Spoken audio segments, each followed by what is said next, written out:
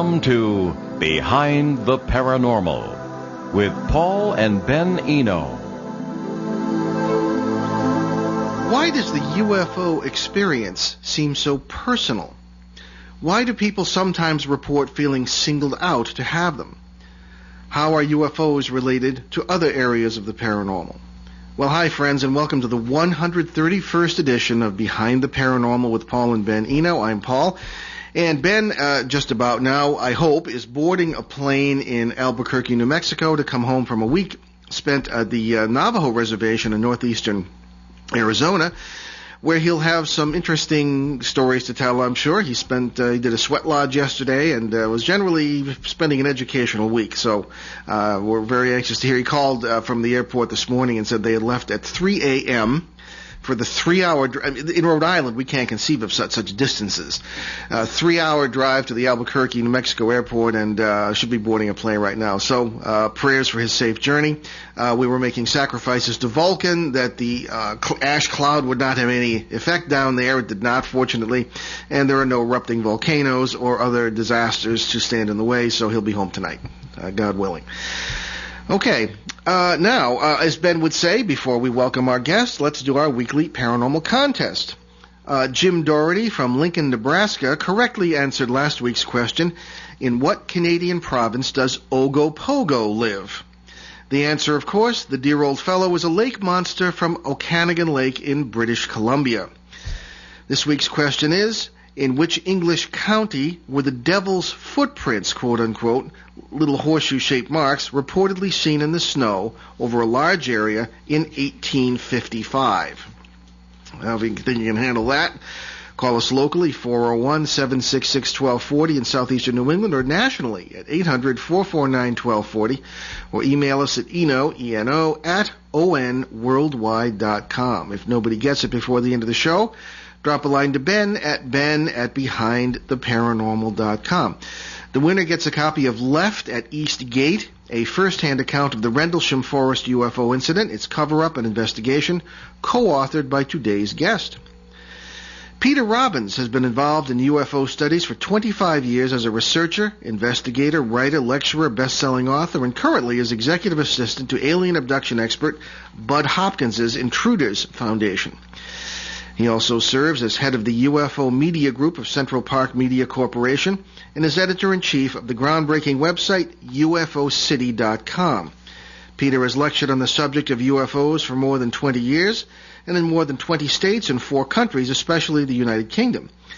Lecture topics have included, but not been limited to, the suppression of UFO information by the American and British governments, James V. Forrestal, the first U.S. Secretary of Defense, and his experiences with UFOs, Dr. Wilhelm Reich and UFOs, the RAF Bentwaters UFO incident in the UK, also known as the Rendlesham Forest incident, which we just did a big special about. Peter was with us. The UFO abduction phenomenon, and the media and UFOs. Peter has been a guest and a consultant on many television and radio shows, including this one, and also including Geraldo, Unsolved Mysteries, A Current Affair, and many more in a number of countries. Peter is working closely with Ben and me and the rest of our core group to produce the highly successful radio roundtable series on the UFO incidents at Rendlesham, the first of which aired on April 1st on CBS to an estimated 3 million listeners, and second of which is coming up on June 6th. Peter is co-author, along with Rendlesham eyewitness Larry Warren, of the only book on that case, the British bestseller Left at East Gate, a first-hand account of the Bentwaters Woodbridge UFO incident, its cover-up and investigation. Peter lives in New York City, and unless I introduce him, the show's going to be over. His website again, www.ufocity.com. Peter, welcome to Behind the Paranormal again. Hi, Paul. Good morning. Good, thanks for being with us. Let me just remind everyone of our call-in numbers again, 401-766-1240 locally and 800-449-1240 from anywhere in the U.S. Email eno at onworldwide.com. Now, Peter, thank you again for being with us. First, a broad question.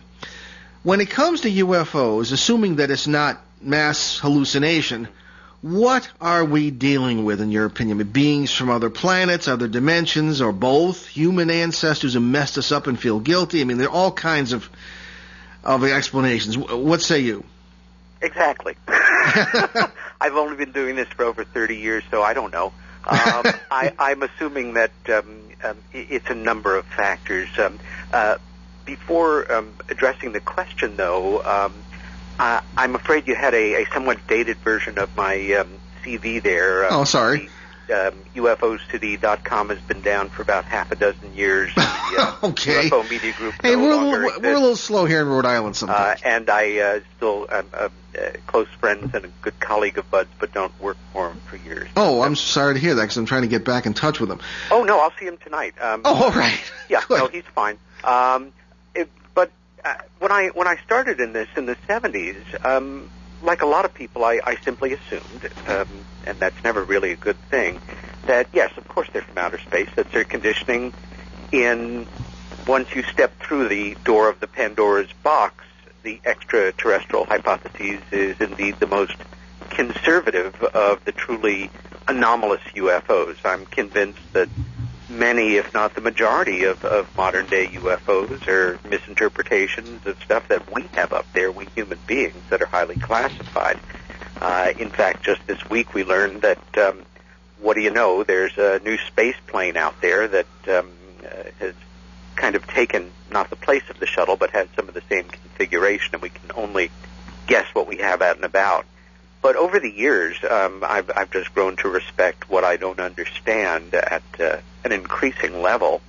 And who are any of us to say definitively that it's this or it's that or it's not this or that? Are there interdimensional intelligences, these visitations from the far future to come back and try to clean up some of the crap that we human beings are responsible for? Are there beings that live inside of the Earth and come out? I tend to go with the extraterrestrial hypothesis, and there is a great deal of evidence to support that possibility. Okay. Well, you know me. I get frustrated with a lot of things. One of them is assumptions, and another thing is, I guess, what's called in theology, anthropomorphism, Yes. applying our own standards and points of view to Yes. critters who aren't us, all right? Exactly so. So, do you want to comment a bit on that? I mean, could this be something so fringe we don't have a name for it yet?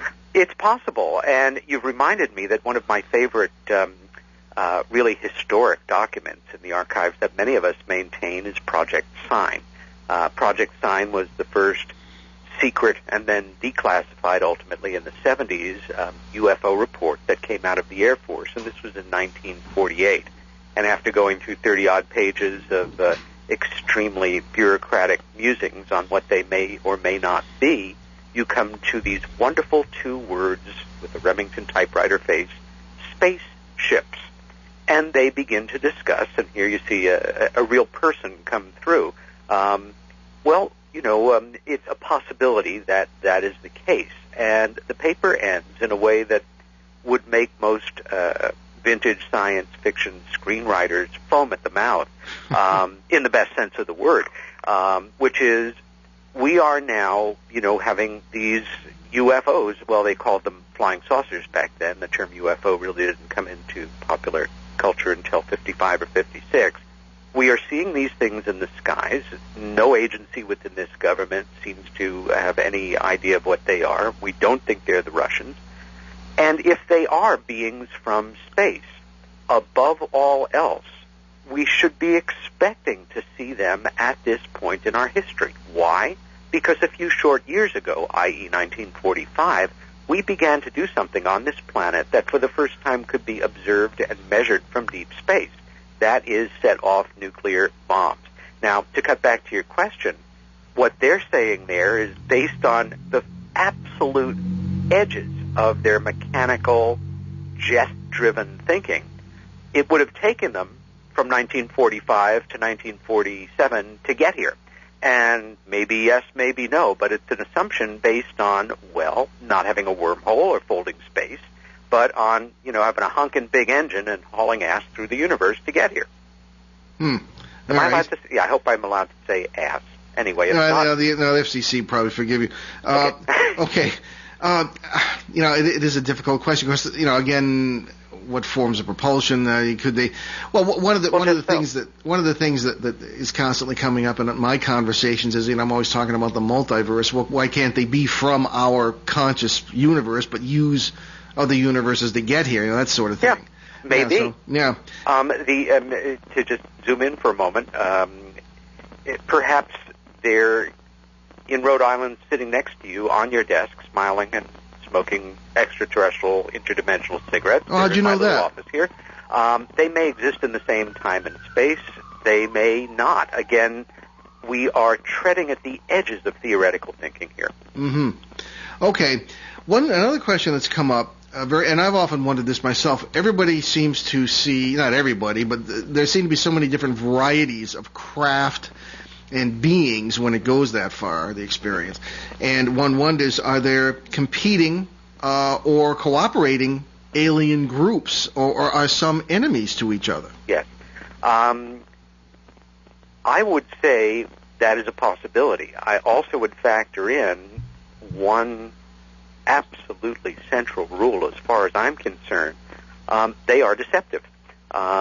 They are able to affect our thinking, to appear in different manners, and then there is that good old human aspect of going into full-fledged physiological shock, whereby you may be in such denial seeing what you're seeing that you're putting forward a strange image, but one that is a tad more acceptable, like a 4-foot white owl.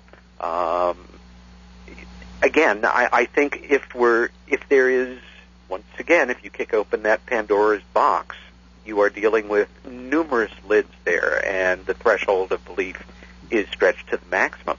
We may well be dealing with, yes, competing civilizations, some ethereal and kind and, beneficent, others that are rather nasty beings, or it may be very dispassionate. I more often than not consider the idea of a well-run dentist's office or dealing with an animal laboratory. It's not that we like them or don't like them. It's just, they are part of a program that we're involved in.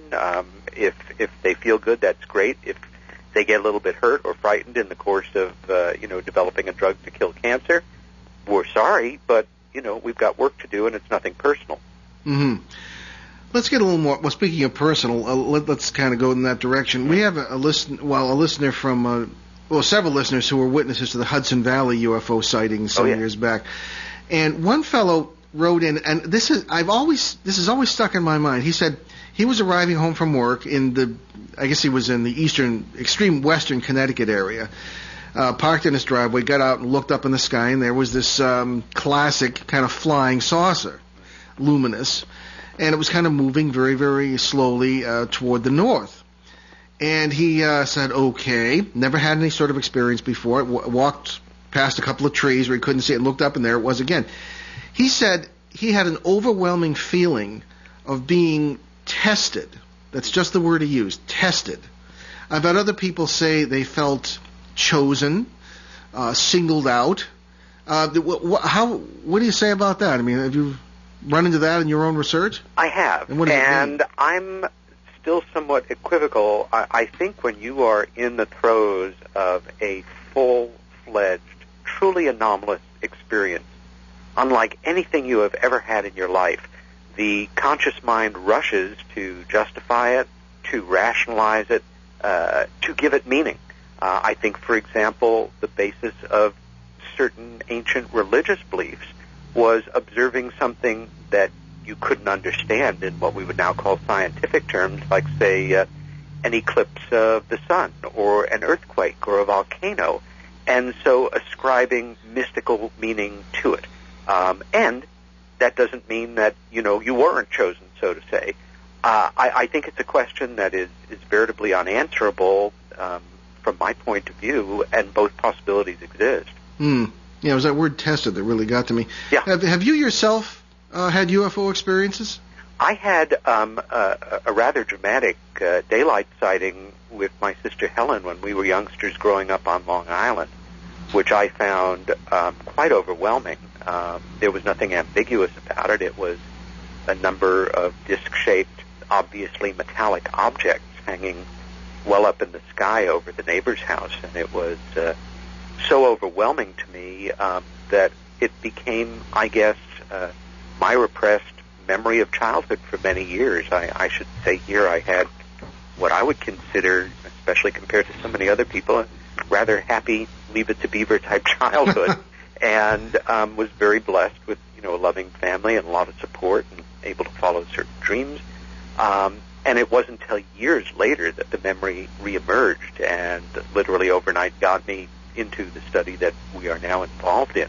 Mm-hmm. Many years later, in fact, it's discussed in great detail in Left at East Gate, which is actually the only book ever published in this country. There are several that have been published in the UK on the Rendlesham case. Mm-hmm. But Larry Warren and I returned on the first of many trips in February of 1988, and son of a gun, we had a multiple UFO sighting our very first night of our very first visit, not 5 miles from the site of major aspects of the incident I was there to chronicle. Oh, my goodness. Many people have said to me, when they learn that or read the account, what a cool break for research. And I say, think again. As far as I was concerned, the experience was fascinating in a dispassionate way, but I was horrified. I'm with arguably the most controversial witness in this controversial case, and the first night of the first visit, Larry left it to me on how we wanted to handle it, but it was major, and we audio taped it while it was going on, and that entire transcript is recreated in the book. But I felt this would discredit me. It would just be maddening.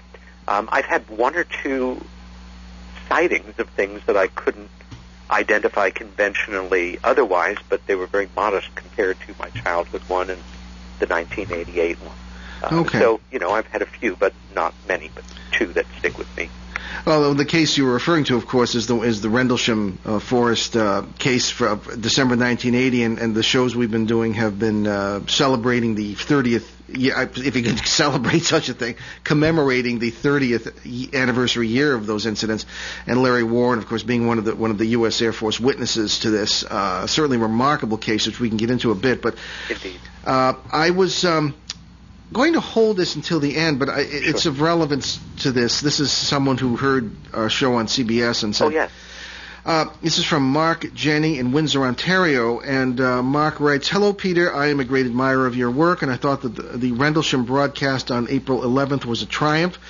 I was fascinated when Paul asked the question about actual alien contact during the incident. Yes. And everybody just clammed up. Why do you think nobody seemed willing to give a straight answer?" Gee, that's a great question and a very important one. First, let's remember, people... let me backtrack ever so slightly and say that the ridicule factor attached to the subject of UFOs is so out of proportion when you think about it to other outsider subjects. Why is it that we're all completely wired up, as were our parents, that if you see something in the sky that you can't identify, explain, or understand, you're crazy. You're delusional. You're walking around coated in aluminum foil to keep out the gamma rays. This is not something that happened gradually. It was a program that went into effect the summer of 1947. Major media were the ones to launch it. It has never stopped, and we are all deeply conditioned to think that way.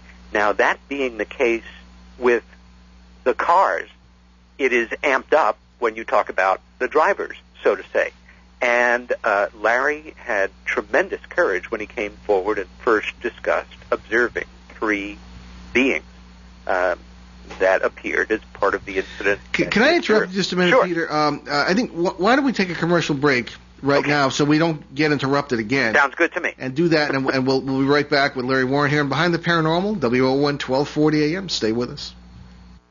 New River Press is proud to sponsor tonight's segment of Behind the Paranormal with Paul and Benjamin Eno. New River Press offers the best in unusual New Age books. Stand by the side of tonight's host, Paul Eno, as he battles poltergeists and helps suffering souls and families in the critically acclaimed books Faces at the Window and Footsteps in the Attic. Plunge deeper into the paranormal with Paul and learn about its influence on human history, its action in our daily lives, and its ultimate meaning for us in the best-selling Turning Home, God, Ghosts, and Human Destiny. Available now from New River Press, publishers of unusual books. Visit newriverpress.com, amazon.com, or your favorite bookstore. And set for release late this year in one of the most unusual books on the subject ever written, Paul gives us Dancing Past the Graveyard, What Ghosts Have to Say About God. Okay, we are back behind the paranormal with Paul and Ben Eno today, minus the Ben, I'm afraid. He's on an airplane right now. Our guest is Peter Robbins, UFO expert extraordinaire and my very good friend. And Peter, if you could just tell us a little bit about, for those who don't know, a little bit of background on the Rendlesham case. What exactly was it, before we talk any more about it and confuse the heck out of it? To compress it to the max, in late December of 1980, over the course of 2 or 3 consecutive nights between Christmas and New Year's, there were a series of UFO-related sightings, incursions, landings, observations. A tremendous amount of physical evidence, so to say, was left in its wake. Dozens and dozens of military witnesses, many civilian witnesses, a number of whom have come forward over the years. The incident culminated with the appearance of a fully fledged machine of undetermined origin in a farmer's field about 6 miles from RAF Bentwaters, where most of the men were stationed, and about a mile or so from RAF Woodbridge, its sister airbase in Suffolk, England. The events were covered up tremendously, and one of the men, an airman first class who was a security police officer and deeply involved in the events, essentially left the service with an honorable discharge in May of 1981, had tremendous trouble adjusting to the pressure that these guys had been put under to never discuss this, even more than the event itself in his case. And ultimately in 1982 connected with a well-known researcher at the time who happened to be a Connecticut State Police Lieutenant, Larry Fawcett, and Larry Warren gave him times, places, dates, everything. A Freedom of Information Act action went in. A year later it resulted in the release of what for many years was our only actual documentary, military document proof that such an event had happened, a one-page memorandum written by the then Deputy Base Commander Charles I. Halt, who wonderfully was part of our roundtable recently. And the case broke in England big time in October of 1983 and has been in the public realm ever since. Now, again, going back to this very important question from our friend from Canada, the ridicule factor is extraordinary, and a number of these men who have come forward since Larry broke through and became the initial whistleblower, I think have shown great courage. And they're certainly savvy enough to know that they're putting their necks on the line in terms of popular perception by simply saying, you know, I observed something in the sky that I can't understand. They didn't see what Larry saw, and some of them feel that he may be spinning it or exaggerating it, although why, I don't know. You really have to be extremely mentally ill, I think, to do that, and he is not. But I think part of the feeling is, you know, and we've seen this for decades, it's difficult enough to hold your head up and be what we'll laughingly call an adult in ufology.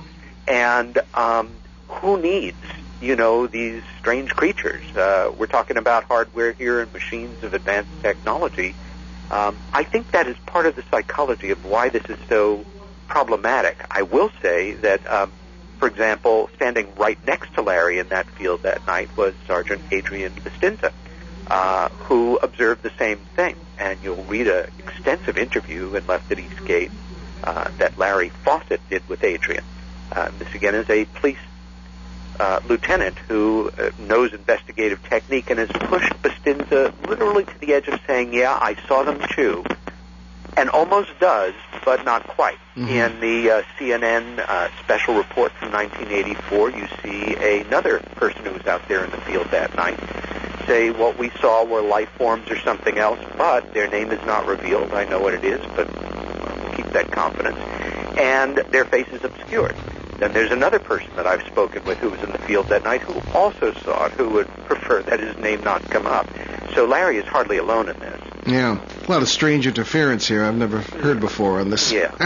Happens all the time. But the basic psychology of it is just that. It's amping up the ridicule, or for those who, are putting their necks on the line rather than just saying, I saw the machine, to have somebody else say, oh, yeah, and I saw beings, too. It's like, why even doing that? And I think it took a great deal of courage to do that, and at the same time, the heat Larry has brought on himself now for decades has simply not ceased. Mm-hmm. Well, let me just point out to the listeners that if you don't know it already, you can go to BehindTheParanormal.com for all 3 hours of this show in podcast form, the April 11th special on the Rendlesham case, in which we had Colonel Halt, Peter here as well, and a number of other experts and witnesses, including Larry Warren, and also a special interview with John Burroughs that we were not able to air on the show, but it is at the same place. You can listen to that. And he says that he was an Air Force policeman, of course, at the time, witnessed the event, and was supposedly, according to witnesses, as he describes it, taken into one of the craft.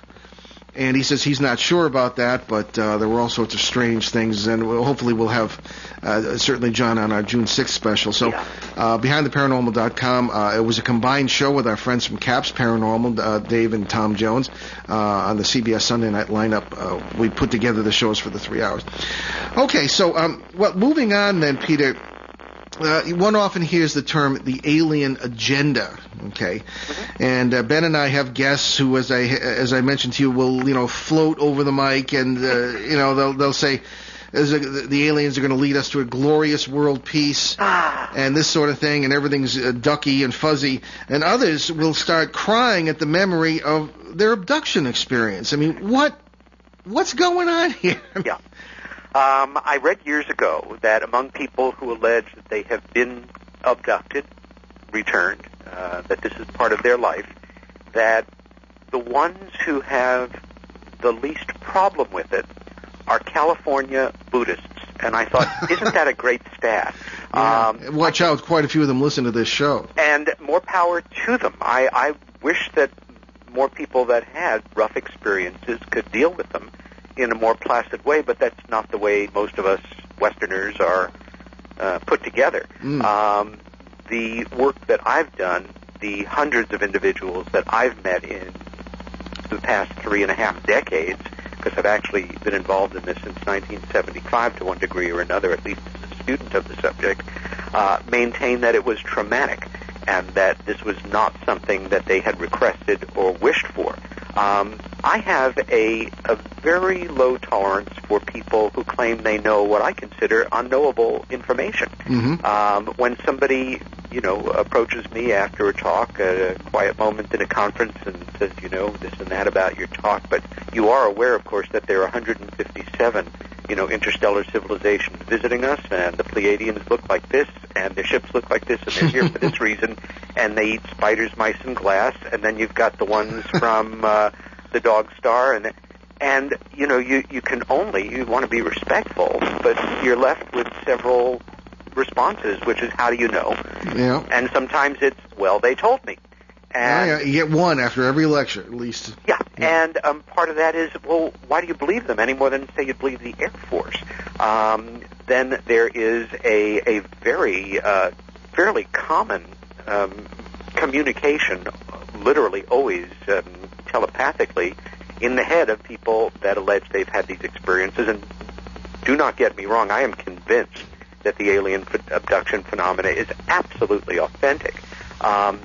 And it is, we love you, you're special, we've seen you before, we'll see you again. But as far as I'm concerned, there is a great deal of deception going on, overlaid by full-fledged physiological shock, overlaid by fear of ridicule if you were ever to come forward.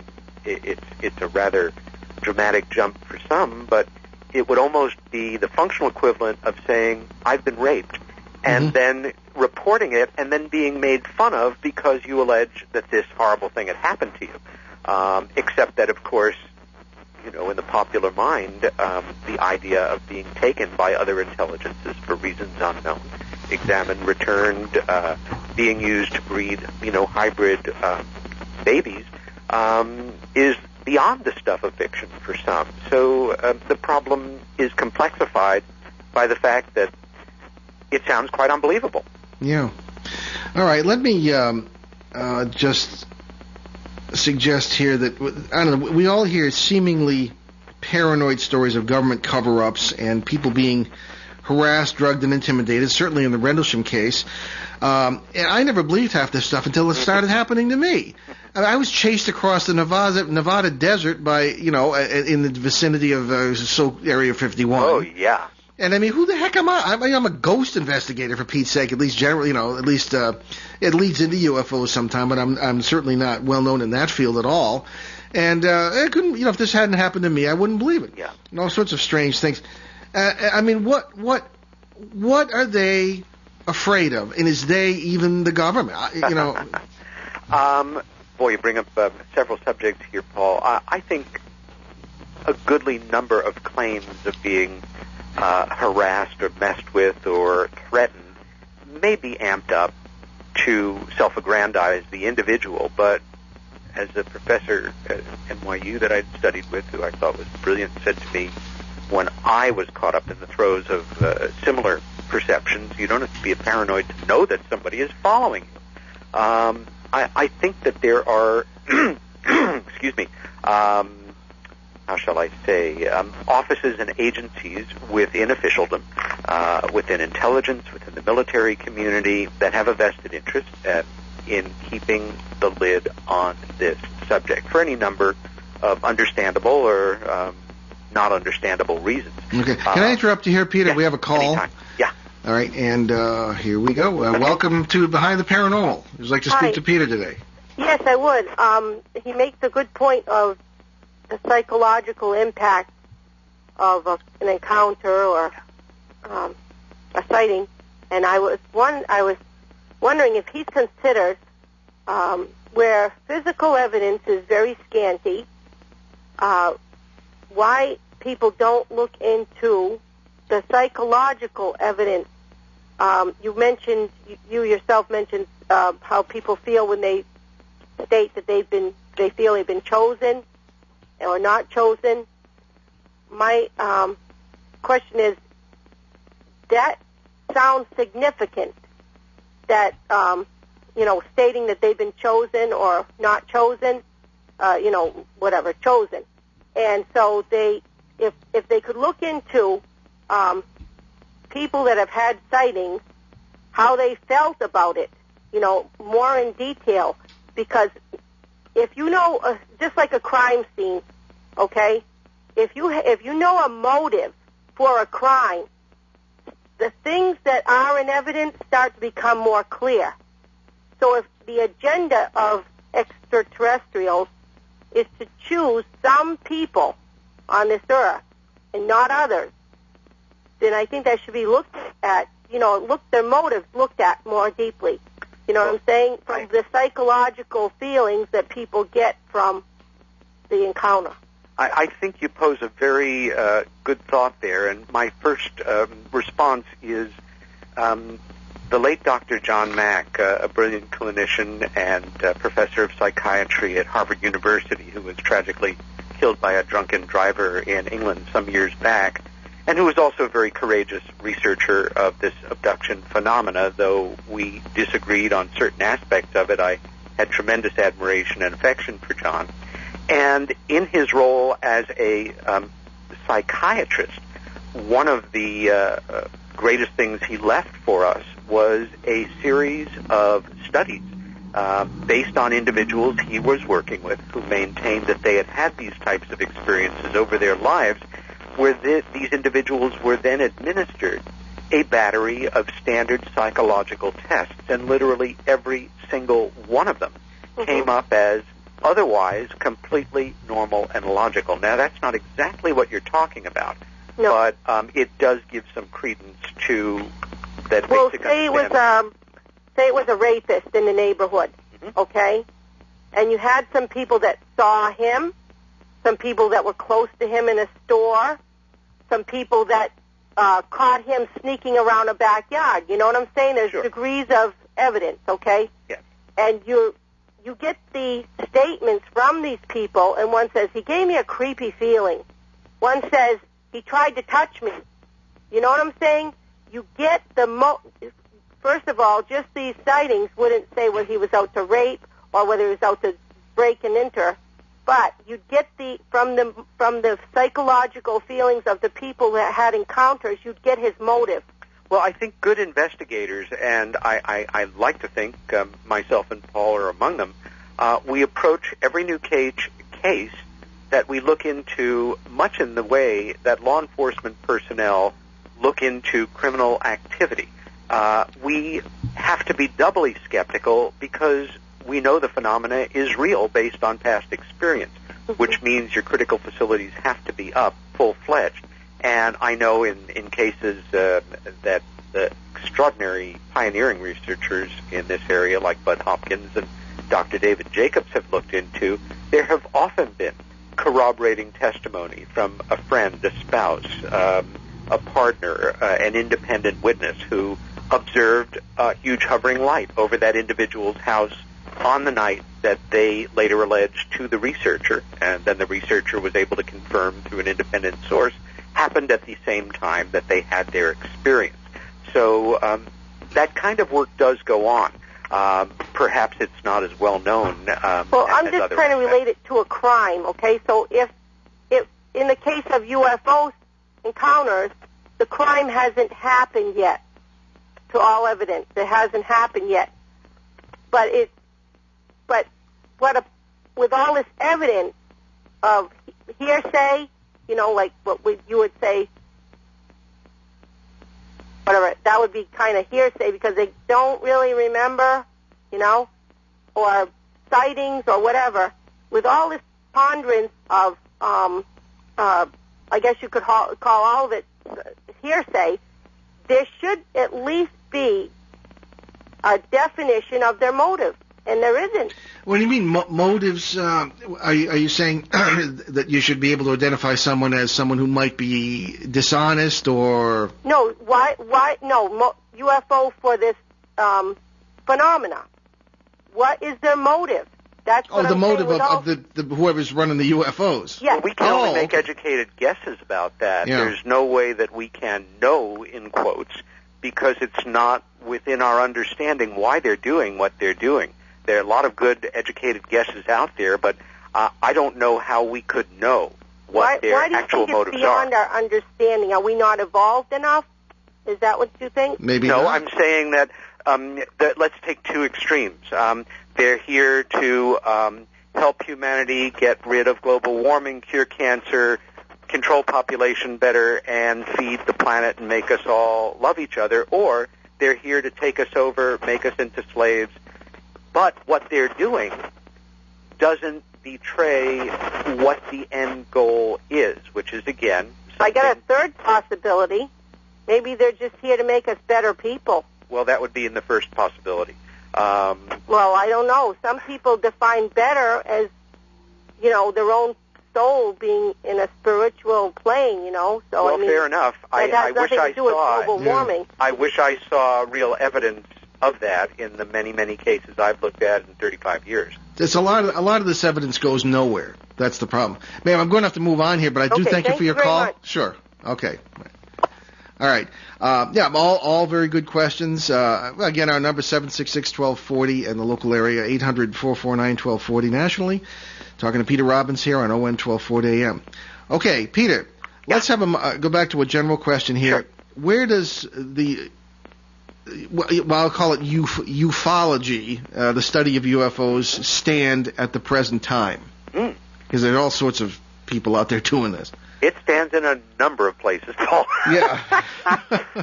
There are factions. I would say the best example or model one can look at is current-day American and world politics. We're all over the place, and we don't trust each other. We feel that half of us feel the other ones are completely off base. In ufology today, breaking down the factions, and these are fairly broad sketches, there are folks who, like myself, know as well as we can, based on huge amounts of evidence, that we are not alone, that highly technological machines, a very advanced profiles come and go with impunity. They are manned by someone or something. They may or may not mean us well, but that it's a reality, and that we are conditioned to think that it's not real, or to be very careful about expressing our opinion. There are those folks at the other extreme who feel that literally all these contacts are leading or can lead to something very good and transcendent, that the entire abduction phenomena is bogus. Not that it's not happening, but that it's some black ops military project that's scaring the bejesus out of us and giving the aliens a bad name so we can do bad stuff to our own citizens under the guise of, oh, it's an alien abduction, and if you talk about it, you sound crazy, but it's an undercurrent now that's increasing in popular culture and among people that have had it happen to them, or people that know and trust and care about them. And then there are folks in another area who feel that so-called disclosure is right around the corner. In fact, it should have happened a week and a half ago, and we're just waiting for the president to step to the podium and make the announcement that we're not alone in the universe. I think there's a fair naivety to that aspect, as well as to folks who feel that we're welcoming the Space Brothers here. But hey, what do I know? I could be the one that's completely wrong, and history will show me up. But yeah, it's all over the place, and there is no central, board or clearinghouse. We have MUFON, the Mutual UFO Network, which is the largest research organization in the world, but I'm sure the MUFON membership really is only a number of thousands of members, and that's hardly a fair representation of the world population. I think that there is an increasing slow process, and it ain't happened like the anti-war movement in the 60s, where hundreds of thousands of people are galvanized and vocal. This is something where people are transformed 1, 2, 3 people at a time when they see something, when something happens to them, or if somebody relates this to you that you know, love, and would trust with your life. Have you ever heard of a project called Cosmic Journey? Nope. We have eminent experts such as yourself on the show, and many of them have not heard. But I don't know why I have. You were chosen to, Paul. Yeah. Undoubtedly, lucky me. This is supposed to have been, it was abandoned, as I understand it, but supposedly in the 70s or 80s there was a plan by the government or whatever agency is responsible for this disaster, a traveling exhibition that was supposed to... I vaguely remember that. Yeah, reveal everything, or as much as they wanted to, including alien bodies. But the plan was dropped. Pretty much. Now, again... My position is, and again, my expertise in the paranormal, such as it is, lies elsewhere pretty much, but it does seem to stand to reason that that people are more ready than they were in 1947 for any sort of revelation of aliens. I mean, we've come to grips with the Klingons, and we grew up with the Planet of the Apes, and this sort of thing, and we have, immigrant neighbors, most of us, and, we're not going to be too surprised by alien life forms, okay? However, as I'm always saying, I think I said it on our Rendlesham broadcast, was if this were a concept of something hostile, we could even deal with that if it was on some faraway planet, but if it was in some parallel world, or they could use parallel worlds to travel, and it was right next to us, as you said before, sitting on my table or my desk drinking, what alien coffee, I mean, that's a scary concept. I mean, and I don't know if that's good, but all I know is, I was chased across the Nevada desert, minding my own business, because I was told by a waitress at the little alien that who knew who I was, that I must be on some database of people, and I was stopped by the place where the guys parked to go into the base. They assumed I was looking at the license numbers, going to bother people, and they sent me on my way. But I mean, my gosh, everything is fishy about this. I feel kind of left out. After I had my egg salad sandwich there, nobody chased me. This is before. Well, by the time I got there, I had no appetite. Okay. I think, first of all, we have to remember that all fear, and I mean all fear, when you take it down to its baseline, is fear of the unknown. everything from am I going to fall in love, am I going to keep my job, am I going to have my tooth pulled, am I going to make the next mortgage payment, or am I going to die a horrible death, is a fear of the unknown. And I sort of think of, the paranormal embodies this in the extreme. And probably one of the greatest concerns facing President Truman and the circle of experts that he pulled together to look into this for the first time in the summer of 1947 was, what if we can't catch them, we can't shoot them down, we can't figure out why they're here? How can we, now arguably the greatest nation in the world, we've just made the world safe for democracy, now we've got to, admit that we're powerless against an unknown enemy, and you know what? 63 years later, we're still in the same spot. We are powerless against an unknown enemy.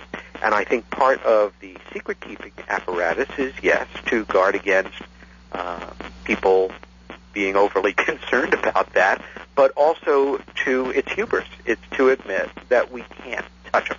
And that is a very disdainful attitude for a military intelligence macho post-war mindset. Yeah, well, one thing's of President Carter, who reported seeing two UFOs while he was governor of Georgia, and he said, "Oh, if I'm elected president, I'll spill the beans on the whole thing, tell everybody everything." But of course, somehow somebody gets elected president, and I think of President Obama too. Somebody gets elected president, and all of a sudden you might say, see the three-ring binder. Well, the way I look at it, and we all have our own little ways of seeing this, is different presidents are briefed to different degrees, and need to know is not set by the president. It's set by little gray bureaucrats who go from gray bureaucrats. Do you have to put it that way? Yeah. We got aliens working in the government then. Well, who the heck knows there?